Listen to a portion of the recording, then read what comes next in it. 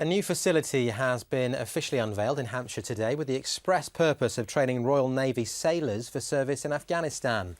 A forward operating base has been built in a landscape of patrol bases and checkpoints to try and emulate Afghan deployed life. And just a word that Tim Cooper's report, there are some graphic portrayals of battlefield injuries. This is where you'd expect to see a sailor, at sea. But right now, 700 Royal Navy personnel of all ranks are in Afghanistan. They're called individual augmentees and swap the deck of a ship for an assault rifle. And they're deployed to take up specific posts where needed, from medics to intelligence gathering.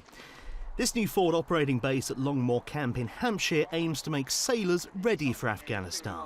The main aim is that we'll take the Royal Navy personnel from that sea environment and prepare them fully for operating in the land environment.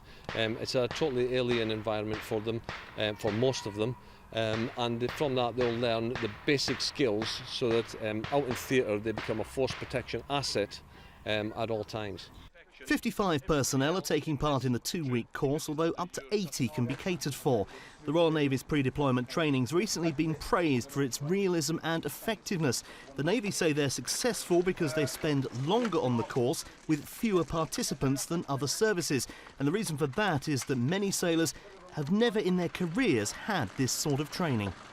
Today's mission is to visit a nearby patrol base. We're pretty much just putting feet on the ground just to sort of regain the ground around us. We've got the Valens with us, which we're using to sort of pick up anything in the ground so we're not getting blown to pieces, really. I think it's an excellent sort of precursor to it for all of us going out there, both in terms of learning for the first time for some things and for a sort of a refresher for others.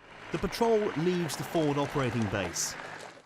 But at the patrol base, insurgents are already attacking. This comes pretty much as close as you can get in the UK to an Afghan environment. We're at a patrol base now, it's under attack and casualties have been taken. The medics get to work while other trainees assist the PB's defenders. All of this is led and supervised by experienced Royal Marines.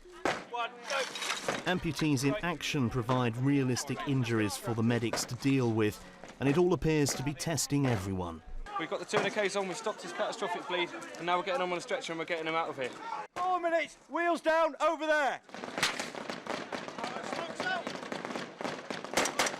The exercise ends with a controlled burst of fire from the patrol base, and then the team come out and await for the medical evacuation team via helicopter to take the casualties back to main base. It's been invaluable, if you like. The guy here doing a brilliant job. Royal Marines training us very, very well.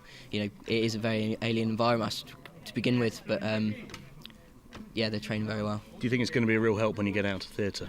Definitely. Certainly will be. You're a bandsman normally, you're getting ready to deploy. How useful is this training?